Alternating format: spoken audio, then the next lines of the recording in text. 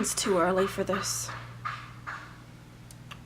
It's too early for my neighbor to be doing construction work. Hey everyone, my name's Jillian and welcome to Fritz Biscuit. Today we're going to talk about a rather broad topic. The manipulation of time and space.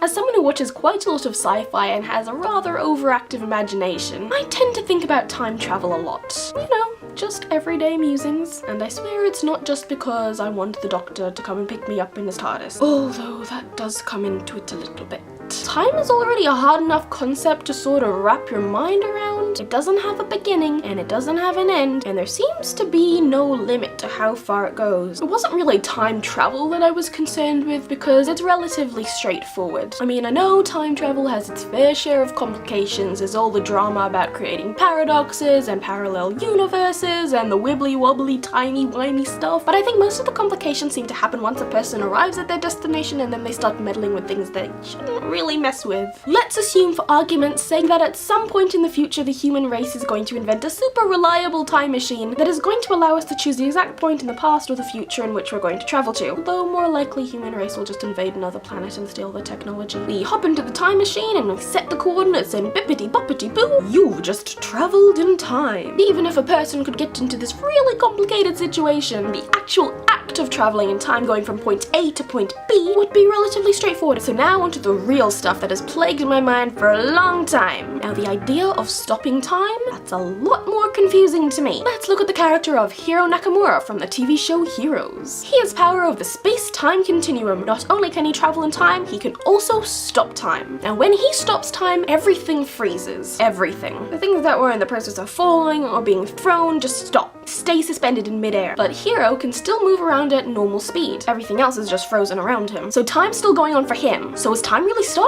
And since he can still move around at normal speed, does that mean he's still experiencing time? Does that mean that Hiro Nakamura is now in its own separate time stream? In that case, does it mean that if he stopped time for 50 years, he would age 50 years? How the hell do you measure that aging process? Because if he's really stopped time, you'd assume he's stopped everything in the universe. Like the Earth stopped rotating, and we've stopped going around the sun, and we've stopped hurtling through the universe. Or is it more like his body has frozen, his heart has stopped pumping, and he's stopped breathing? But since his mind is the thing that is causing the time freeze, he is able to manipulate his body like a posable doll? Because he can still move things around when they're stopped. So is it the same deal happening for him? Hurts my head. It's discovered later on in Heroes that Hiro Nakamura is not actually stopping time. What? He is in fact slowing time down to such a slow speed that it appears as though everything has stopped. That appears much more straightforward to me. Actually stopping time seems a lot more complicated. It makes me wonder whether people who have the power to stop time are having an internal or an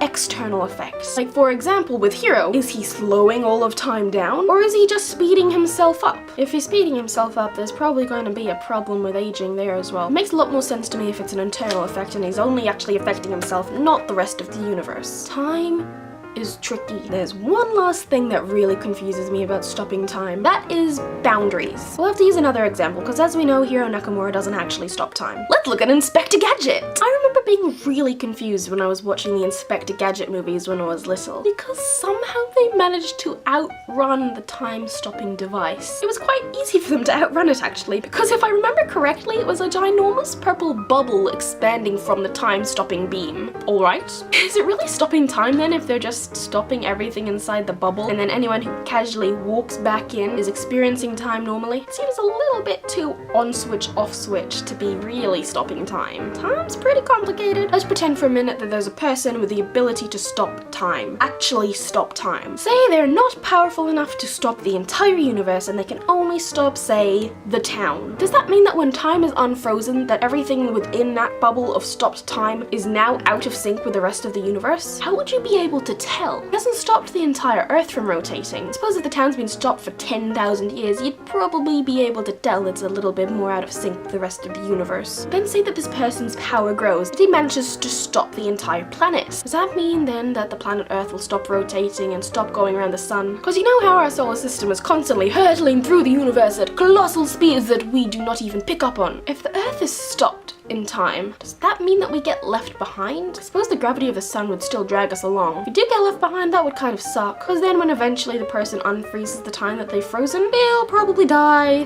due to the fact of not having any sun or any ways to sustain life.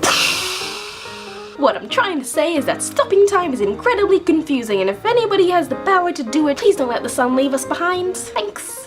And that's about all for this week. Like this video if you like it and hit subscribe if you want to see more, because I'm going to be making videos every week. Comment down below with any of your theories about stopping time. Or time travel as well, I suppose. Really about time in general. Let's get a discussion going in the comments. All 26 of you. And that's all, folks. Bye!